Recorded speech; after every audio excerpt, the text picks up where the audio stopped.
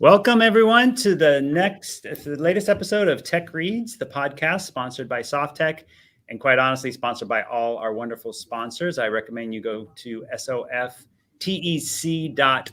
and check out our website and check out our sponsors. And today I'm excited to have Angelika Klidas. Is that how you say that? Yeah, Klidas.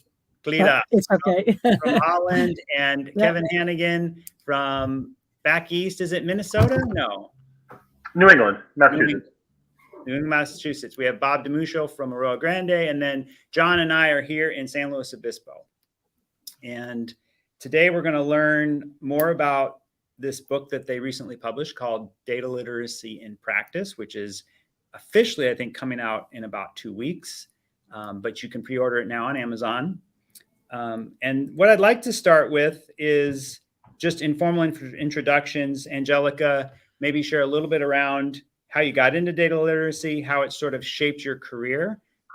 Before the show started, we were talking a little bit about the fact that you've actually been doing this work for quite some time. What sort of hurdles have you overcome in becoming a subject matter expert in this topic? And then what are the most common misperceptions people even have about data literacy? Well, that's the last one is an easy one, Okay. but I will get in that later. So I'm Angelika from the Netherlands, across the ocean, way across the ocean. I work already with data, I think, for more than 20, 25, 30 years. And it all started out with statistical lists, right? That I would run around in the office trying to get information from everybody. And then we suddenly moved in 2005, 6. We moved to a beautiful tool called ClickView, and suddenly things were happening very quick. And at that point, I was also studying at the university here in Amsterdam, in the Netherlands, and I got to know ClickView at school as well. And I was quite handy at it, but also I was a manager. I always was giving instructions how to work with the systems at our offices. I worked for a big governmental organization called UWV, which helps people to get money when they are sick, on sick leave, or when people are unemployed. And I was studying at the university, and then the manager from the university said, could you please come and join us as well as a teacher? And that happened 15 years ago. And I'm still there as a teacher, besides my normal job at Bitmetric, where I am a manager of operations and a data literacy evangelist. So that's what I do. I work with data. I teach about data, but also I like to teach about data and how to work with data. And that's already what I do 15 years. And suddenly about 7 years ago, I think the hype started amongst data literacy. And it's just like reading a book, but you also need to be able to read visualizations that we provide from our profession. So that's actually what we started out with. The biggest hurdle, actually, I don't have hurdles that much, but I like the combination of being able to work in the field of data and analytics, but also teach about data analytics. And that combination is very, very powerful because I work for actual customers. That is what probably you have been reading in the book as well. But I also teach about it. So I learned from my own mistakes. Data literacy, the biggest misconception is that everybody is data literate, from this part to that part. Because when we book a journey nowadays through booking.com, or we book a house somewhere in the States to stay during our 2-week vacation, we go to Airbnb, we book a house, and we set our filters. We discuss the outcomes that we have, maybe some extra filters in like air conditioning, washing machines, and then we discuss it again. We get results, we discuss it with each other, and we make a data-informed decision. That's also what I described in the book. And I think everybody has some common sense of data literacy because we all make data-informed decisions nowadays due to our shopping online. So what were some of the early kind of titles that someone would have? Was someone who's a business analyst, I mean, before we had this data literacy kind of title, what sort of job roles would they typically be in? Well, before 6 years, about one consultant, one BI consultant could do everything. He could do the analysis, he could do the data analysis, connecting data dots, build beautiful dashboards. And nowadays you see that it's more spread into different kind of roles. Like we have an information analyst, we have somebody who is specialized in data visualizations, and then we have something like a data architect who combines data, or data engineers to combine data and create models that we can use. So it became more, I think it's better. Yeah, more specialized. And I think it's a good thing that we have more specializations in our line of work, because it was way too much. Sometimes projects were even way too much. Wonderful. Thank you. You're Kevin, on to you. Would you mind sharing a little bit about how you got into data literacy, how it shaped your career, what hurdles you've experienced in sort of your exploration of becoming a subject matter expert or sort of come up, and then what in your mind are some of the most common misperceptions about data literacy? Yeah, be happy to. It's an interesting journey. I think everyone's journey is interesting, but for me, as I started going up the ranks in management leadership in organizations, I quite honestly was seeing people making really what I thought was really bad decisions, and trying to understand why. Not every time, but there was a majority of the times where someone would hold up a chart and say, "Look, here's my answer. I told you so." And I knew it wasn't right. I knew it wasn't, completely the full picture.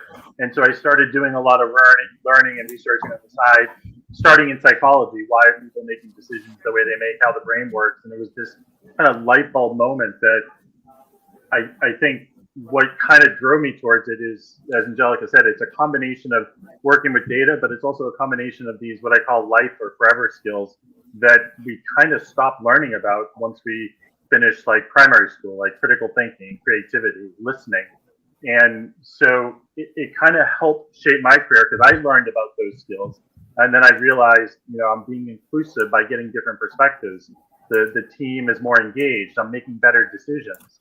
And it was this aha moment that, I work for companies that do data and analytics, and yet we're teaching people the tools, our tools of how to use them to make insights and decisions, but we're not teaching them the skills they need to apply if that decision is missing the context or missing the perspective. So those are some of the hurdles I think at the same time I've overcome. Is it is not a one, so you could say technical and soft skills. This is kind of right in the middle. It's a little bit of both. And so it's a little bit abstract where people like, I understand data, but we all read, right? But we know that there's words that have different contexts, and you get the context based off the sentence, whatever, how it is said. So like the word sanction, it can be a positive or a negative, depending if it's a verb or similar. So we all use the sentence, but in data, we see a number. Then maybe it's like the sales, they're down 12%. And we don't question it. We don't look at the context. We just drive forward. And I think the fact that there's so much data available, the biggest hurdle is managers, leaders, individuals see that as a positive thing. I see it as potential for positive, but it's a bad thing if they don't check the data and check the context to make sure they have the right meaning. And it's just something that we don't organically do. It's unconscious. We just drive forward. We have the bias. So those things have kind of driven me to get to where we are. I think to add on Angelika's misconceptions, there's a lot of people that think data, it's technical. I don't need to deal with it. But like Angelika said, you go on Amazon, you look at a review, I want to buy a coffee pot. Which do I do? Where do I go on vacations? You look on the news during COVID, and you see all those charts. Everyone sees data. So don't think of data as just a number or visual. It's information as well. It's sentiment. It's text. And this is not just for organizations. This is for everyone that wants to make better decisions and not fall victim to misinterpretation or not disinformation where it's deliberate. It's unintentional, but all of us will look at data and draw a conclusion that's not rational. It's just human nature. Right. No, I think that's helpful. And given today, yes, the way you can spin information, and I know that you can take information data and on one chart, it looks horrendous. On the same data on another chart, it can look like rosy. I mean, it's amazing how you can manipulate the numbers to further your agenda. So understanding and looking beneath, which is the hard work, I think, that a lot of people don't want to do. So maybe we lean on data literacy experts in our company to do the hard work and say, no, wait a minute, before you make this decision, here's what you need to know. How can we become, so initially these questions, I work with authors, and I don't work in big corporations. I kind of exited that world many years ago intentionally. But so some of my questions are going to be a little bit more esoteric, maybe leaning, but then John, if you've got anything to chime in on, how can we become more self-aware about our own biases and filters that can actually expand our point of view? Because I know that I have a tendency to filter out the information that doesn't support my viewpoint, maybe my own agenda. And I see that as a bad thing, because I think having a point of view, you need to be open to other people's points of view. The longer I live, the more I realize that. So how can we start to be more self-aware around doing that? Kevin, you want to take a first shot? Yeah, absolutely. It's, I think the first thing is we all have to be aware that we have it. And that's the hardest hurdle. We'll talk to organizations, and you'll ask them to raise their hand if you believe you have bias. Maybe half the room won't, and they think it's voodoo or magic. So to me, it starts by understanding we all have it. Being more self-aware to say, okay, the brain works this way. We are an emotional brain, and so we are more prone to finding data that supports our opinion. So that's one of the reasons we wrote the book, and we have frameworks, is we want people to practice. Basically, the way to become more self-aware is to practice. So anytime you see a data point, ask yourself, in what situation is this data point misleading, or is it not true? Imagine you went to the doctor, and the doctor, you give them all your symptoms, right? You give them all your data, and you say you have a fever, your runny nose, all these things, and the doctor just skips the whole diagnostic phase. Like, you know what? You have, I don't know, some weird disease that you only get like once every 10 years that comes out, and you're like, well, why do you think that? And they're like, well, I just saw an ad for this place that is prevalent to it. It's not here, but it's in my mind. You have that. That's not how they work, right? Doctors follow the scientific method, but in business, we don't do that. We do the opposite. We're like, here's what I hear. Here's what I think you have. Move on. So practicing frameworks that allow you to question it, which is easier said than done, because like you said, it's emotional, it's human nature. We tend to want to validate our opinions. We don't like to say we're wrong. And I think, quite honestly, we have to get over ourselves a little bit and be open to that. Not be so apt to trust our gut. Yep. Angelika, what are your thoughts on? Oh, it's actually the same. And that's I think also a very cool part of the journey that Kevin and I have undertaken, about removing the clutter and the emotions from messages that we see in the news, for example, around the pandemic. Because if we dig deeper into the material, how do you say that? The material? The data. The data, the things that we read, and remove all the emotional fractions, the essence of the message will be there. And that's what we should also do when we discuss outcomes from our reports at our work, right? We should do it in our private lives when we read news messages around some kind of topics like the Ukraine war, or like the pandemic we just have, and it's still here. It's not gone. But if we are able to remove that clutter and that noise, we can actually understand the message even better. That's my biggest takeaway from this journey that I learned. Yeah. Okay. Having all this data is clearly a competitive advantage. In fact, I had written down previously privileged information, because I actually think about people's career paths oftentimes, or even companies who leapfrog another, often have privileged information that someone else doesn't have. And that's how they're able to sort of jump on an opportunity or get something out on market because they've gotten some data that other people don't have. And clearly, big companies like Google, the FANG companies, are collecting a lot of information and data. So they have an advantage over us, small guys, but they're also very slow to pivot and actually get off the dime and move the ship in the direction where the opportunities lie. Do you have suggestions on how we as small business owners, which I think a lot of our listeners are, can pivot quicker and gain an advantage, or where we can find the data that we can tune into and make a little bit more, tangible decisions to sort of jump on opportunities? Because I just that's an advantage small businesses will always have over the big guys. Kevin, you want to address that? Absolutely. Yeah. So I would say another way to say privilege info is one of the things that they have when they have privileged information in that scenario is it's specific to an outcome, a need. So, there's data everywhere, and it's kind of like the needle in the haystack. If you don't know what you're looking for, or you don't know what you're asking for, in other words, if you don't have an organizational goal and you're not then looking for data to help you achieve that, you're going to be all over the data, and you might find something useful, but you could spend 5 months looking at something that's not relevant. So I think the biggest takeaway I tell people is start with your outcomes. What do you want to do? Where do you want to innovate? What are your goals for an organization?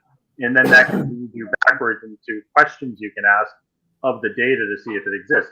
What other organizations have followed the similar trend? What other innovations have other organizations done? What is the customer database telling us about different dimensions that they like that drove the right outcome? But if you don't know where you want to go or what that outcome is, you can't really drive towards it. And I'm not saying you have to know the answer, because if you know the answer, why bother doing the analysis? But you have to have a hypothesis. Like, I want to be able, as a small business, I want to be able to double my revenue in a year. And I want to do that by increasing my customer traffic to my website 10x. Well, those are all very data-oriented, answerable, and you can work backwards in your data to figure out how you can drive there. But if you don't start with the end, you could be just spiraling for years and years and years. Hoping to get lucky. Yeah, I think I've been hearing a lot of the word intent in many conversations these days is, do you have intent? Because if you don't, you're just going to be wasting everybody's time. And absolutely. Maybe you don't know what it is yet, but I think getting to the crux of what's the intent. And Angelika, what are your thoughts? Yeah, here is this. I like to approach it from several points of view, and that's also what I described in some of the chapters. Is that I think the most powerful combination is to use the vertical way of steering, like from the KPIs back to the operational floor, versus the horizontal flow. That's the process what is leading, and I think that combination is very, very powerful, and you can achieve quick success by that. But you have to start somewhere with the end in mind, right? Because you want to go somewhere. You want to sell more products, or you want to have more listeners to your podcasts, or have better outcomes. So you have to think about that. Then think about the data that is probably needed to support your goals, and that's what you can collect. Got it. So that's how you tune in to the data that can really help us make those. It depends on the type of organization. If I had once a customer who didn't know what to do, they didn't have any strategical objectives or whatever. They just said, "Could you please have a look? What is possible with our data?" And then it's a data-driven approach, right? Mm-hmm. So then we take the data and we just work on that, and from there we grow to a strategical objective, because we can see what is there, what is possible. We discuss it with the customer, and he says, "Oh, that's interesting. That will help you to grow." And then you can create a strategical objective. Sometimes the strategic objectives are there; they are in place, and we can have the vertical approach. And then sometimes, even from a lean perspective, the processes are leading. And but being able to combine it, that's more powerful, from my opinion. I think the best way to do it is strategical objectives versus the processes, and combine that to be successful. So it's not a matter of finding diamonds in their own field, right? I mean, you're not going to go into a company and just give us all your data and we're going to find opportunities that you guys are missing. We could do that. We could do that, but I don't think right. it's the correct. I don't think it's the correct approach. It depends on the question and on the desired outcome that a company wants. I truly believe that when we are starting with the journey in data and analytics and looking back, hindsight, that's more BI, right? That's business intelligence.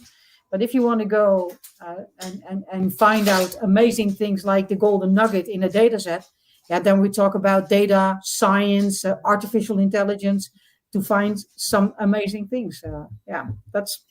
It depends on where you are in the journey. Understood. I like that. So I know you talked a little bit about in your book, the fact that we have these devices which are really collecting data from us at an alarming rate, which I hadn't considered. You even said you'd put a number on it, 1.7 megabytes per second. That's just, to me, is mind-boggling, right? That it's around the world. Yeah, around the world. So global, 1.7 megabytes is collected every second because this is our life. This is the mini computer. Or we're wearing it. I see watches more and more now, which, those have voice. They listen to our conversations. And I think that we're all starting to wonder how often they're listening and then taking what we're speaking and converting that to text. So now they can do something with it. For example, if you have the Instagram app, most people know when you're having a conversation with someone else about a product, all of a sudden you start seeing ads for that. And you're like, wait a minute, I never even searched for it. Yeah, and they're smart. I'm getting more entrenched in the world of TikTok, not by choice, but because my clients are pushing me in that direction.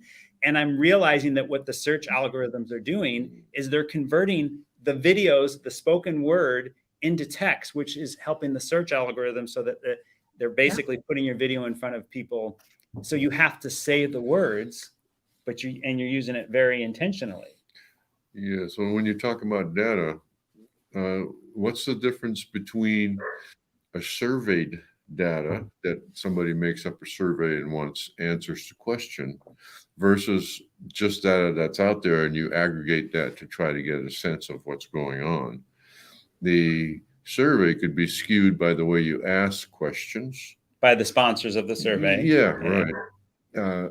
Versus just here's a big trash can full of data and figure out what's in there. One of them implies that you could skew a survey to get you what you want to hear, versus if you open up a trash can and you look in there, it's unpredictable what might come out. How do you differentiate those things? Yeah, great question. I'd add into that too. You could also theoretically say, well, depending where the trash can is, it might also be biased, because if the trash can's outside of a building that has a certain type of, company or headquarters, it might be a biased trash can as well. But the point is valid. That's where the human element comes across everything we're doing, right? Machines are not taking over the world. You always need the human element.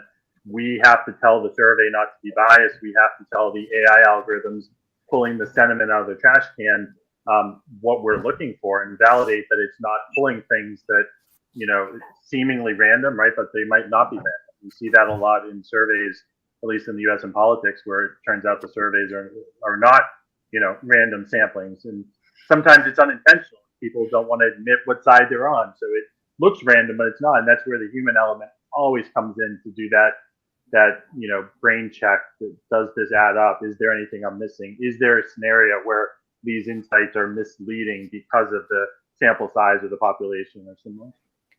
Yeah, exactly. Algorithms are also biased. Well, and that makes me think too, the other thing I've been hearing lots about lately is causation, and the fact that cause and effect, our brains immediately have to find the cause of something that occurred, but that's not the way the real world works. Oftentimes what happens is completely unrelated to something else, but we can't think that way. Like we have to rationalize what happened, and we often will pull at something that is totally inaccurate, but then we spend the rest of our lives with these assumptions. Validates your thoughts. It's crazy. So I think the causation piece is worth kind of separating the data, within looking at the data. removing that false cause and effect thing, right? Absolutely. And it's not, to your point, it's not just one variable with the other. The world's so complex now. So you add on to it that, yes, someone might be able to say that if someone says there's a correlation, I think, between, years Nicolas Cage is in a movie and the cheese growth in Wisconsin, like the common sense factor comes in. But now what's happening is someone might say, okay, my sales are down because my marketing leads are down, and they're related.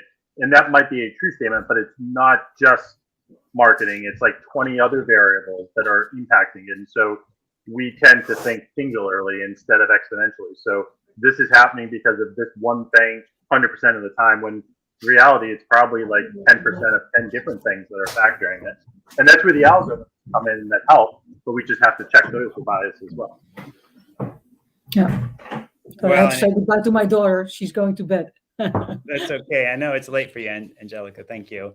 Yeah. And even this sort of maybe it's a false premise we've been living this lie our entire lives, is the butterfly effect, right? I remember that if a butterfly flaps his wings, well, there's a, thunderstorm across the Atlantic, and somehow that butterfly caused that. But that's really, I think, isn't that a lie? I mean, there's no basis to that whole philosophy at all. Mm-hmm. Anyway, I can't see one. No, that's not a scientific one, at least. No. But logically, it makes sense. We can sort of latch onto that. There's movies that have been made about it. But there are examples where things are correlated with each other, right? Like when the sales is going up, the commissions are going up, or that is something that is true. But the thing is, and that's also in the book, you have to read the context around the graph that we see to actually understand if it's legit, because you could also have a spurious correlation, like consumption of pies versus jellyfish things. It doesn't make sense, but you have to read the context around it as well. And I like that. And I know that a big part of the hot topic in business today is storytelling. And back to sort of this whole thing of, well, if we can make the customer sort of understand the story behind it, they're going to remember it, and they're going to, of course, buy, because it's all about storytelling. I mean, this is sort of sales 101, but that's not the case often, right? It's a good story is good marketing, but there's no basis necessarily behind it, other than the fact that, it was a good story, and we love stories. That's just the way we're wired. Yeah, anyway, I think the data can tell a different story, especially when you look at it objectively. So all these devices are collecting data on, back where I was going before. And yes, we can basically have biofeedback to see what we can do to improve our physical health. Is there anything in the way you guys think about data that we can gather to make better decisions sort of on how our brains are operating? We have all this great feedback on our physical health, but we don't have the same level of biofeedback, I think, maybe I'm wrong about this, with our mental health and our, sort of the decisions. And I guess you can look at your performance, your tangible results that you're getting is your financial returns, your work. Are you making progress in your professional career? Are your relationships getting better? Like, you can probably start setting some metrics about things to help you determine from a mental standpoint. But is there anything like, and I want to get into the tools that are in the book, but that you've used to adapt or pivot to more improving your life from a mental capacity? Maybe Kevin. Absolutely. I can think of, I am a huge fan of showing your work. So post, project or decision or whatever, whether it's business or individual, even if I wouldn't say an operational decision, like let's brainstorm how I did deciding what I want to have lunch yesterday. Like, that's not a good use of your time. But if it's a tactical, strategic decision, you kind of want to go back and journal your decision journal. This was my thought process. This was the outcome. And one of the things that we stress in the book is, to your point, you can look at results, but there is a scenario where you get the right result by chance or by luck. And you don't want to then assume everything's right because I got the right result. So you want to definitely look at the result and the outcome, but you also want to look at the process.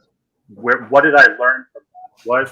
What assumptions did I have? Did I draw and list all my assumptions out? And the analogy we share in the book too, is like when our kids are going to school, the teachers ask them to show their work so that if they get it wrong, the teacher can say, you messed up here, here's how you fix it. In business, if we don't write our work down, no one can look and see where we made the mistake and, more importantly, correct us about it. So to me, it's all about journaling your decisions and your thought process into coming into them. Yeah, that's actually what I do as a teacher. I always provide feedback on the documents or the assignments that the students are working on. Because when I was a student, I always was trying to search for, how does my teacher want it? What chapters?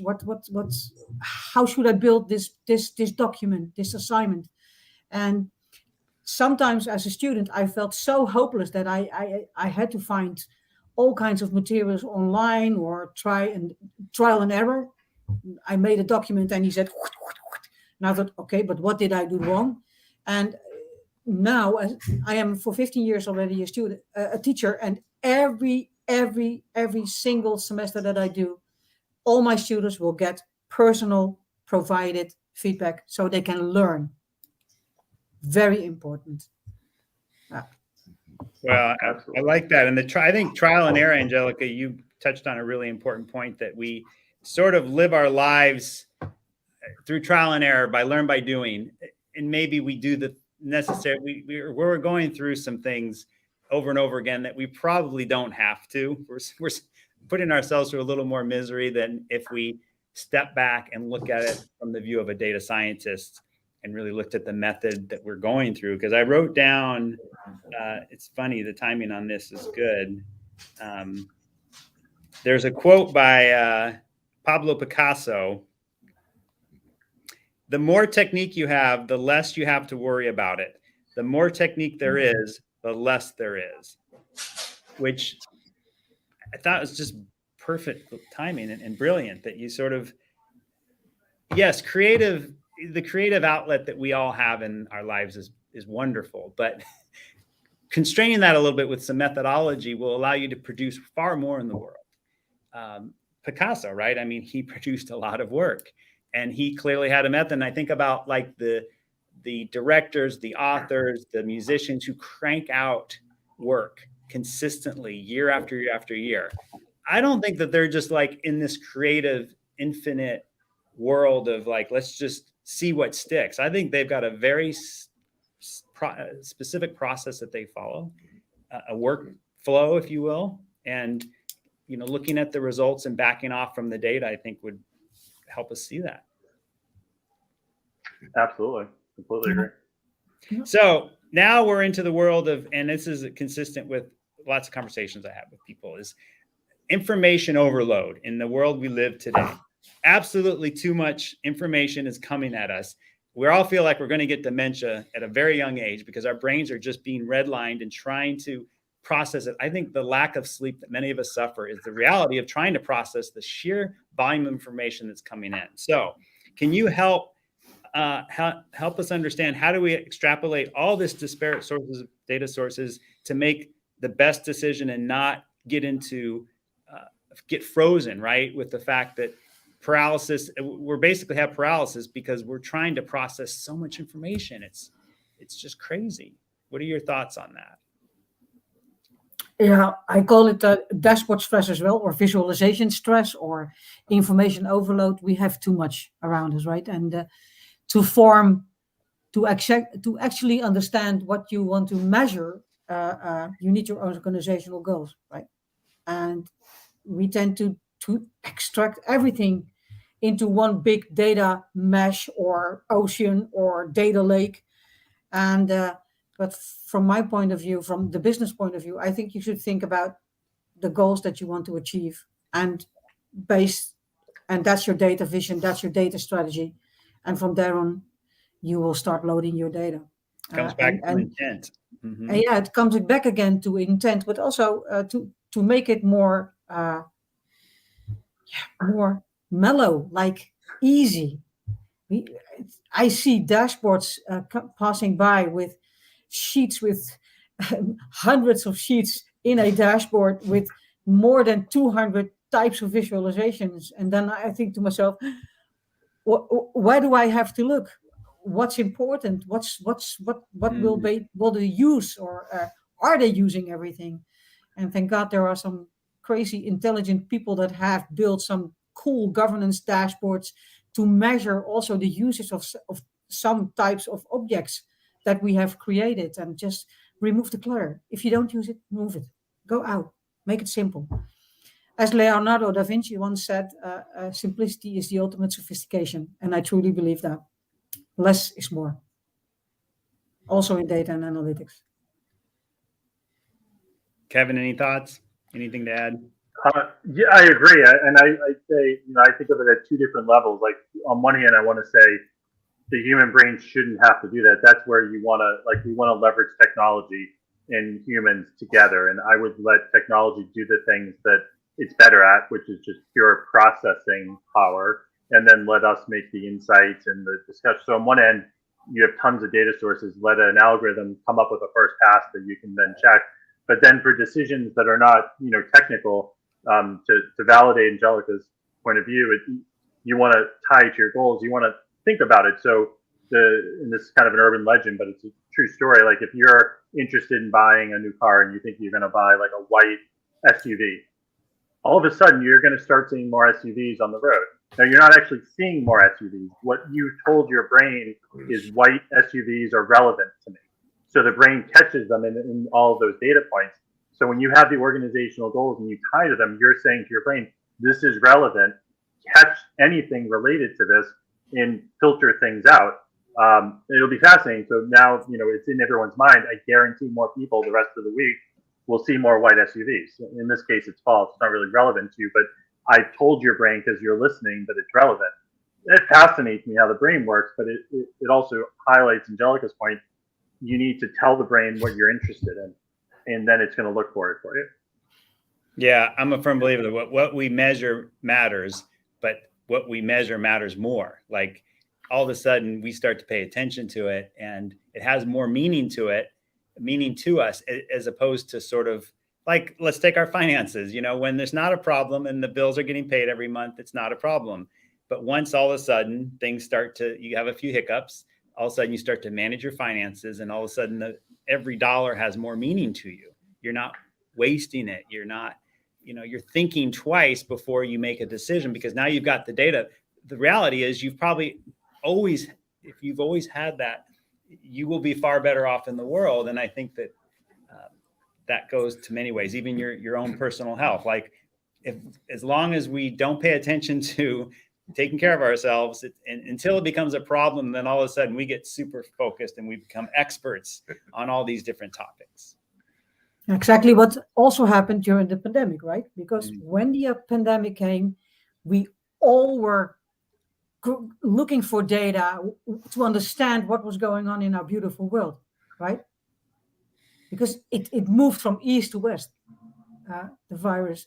And we all started thinking about, okay, where can I find information? I'm a data nerd as well. I went to Johns Hopkins, took data from there. I went to the ACDC in Europe to collect data, to create my own dashboards, but also flight data I took in, stock data I threw in, even clinical trials data I threw in to have that picture in my head, to create a picture for myself, to understand the pandemic better. And as one of our friends, Kevin and I, we both lost a dear friend 2 years ago.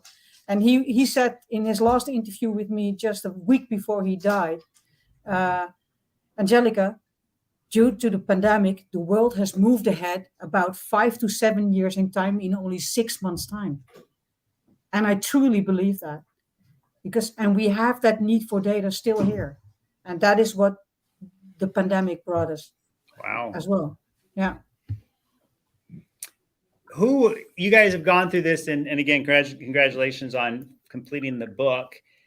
In your mind, who is the ideal reader, and what do you hope they get from the book in a nutshell? We'll start with you, Kevin.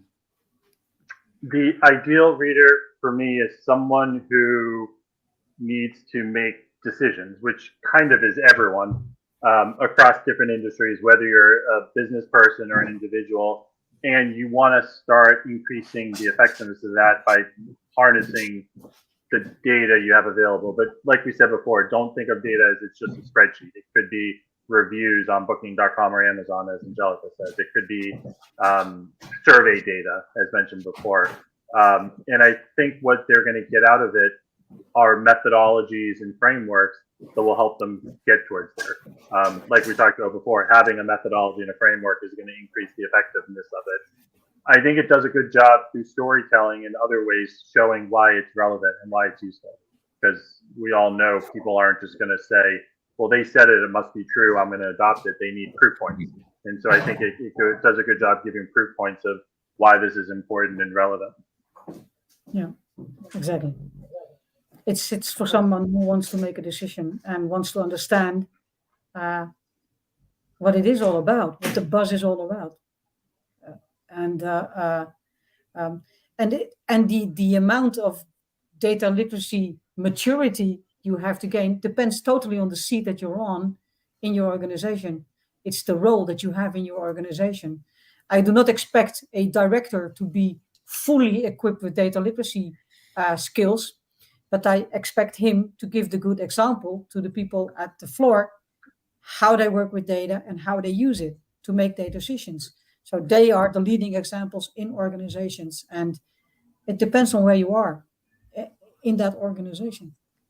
So you could probably give me some great examples of companies that have been built entire business models on data literacy. I mean, I think of consultants as the first thing, right? A really good consultant firm would be able to basically come into a company, help them interpret the data, understanding their goals.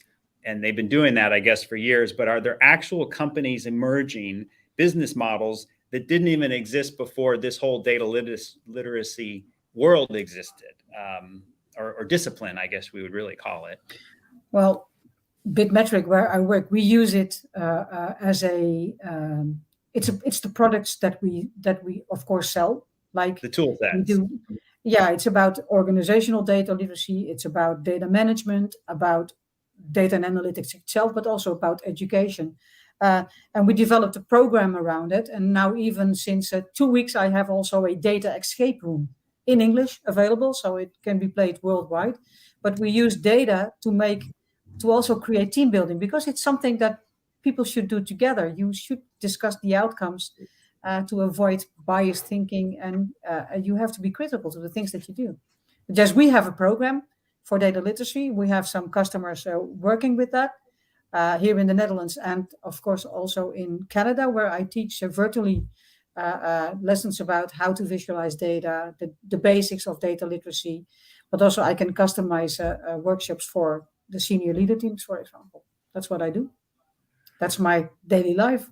Got it. Yeah. And of course, my students at the university. Kevin, any innovative companies that are leveraging this whole data literacy? Yeah, and it might not be a new business model, or it might be, but I think there are companies like Netflix, right? The streaming services that imagine if they didn't capture data and they didn't have recommendations of, you like this movie, so you'll like this one, or they didn't cancel shows because there wasn't all of that is data driven. Or then you think of even Amazon with the feedback and the reviews, and to the point that now it's at the point where I live that I can actually get a delivery at Amazon same day.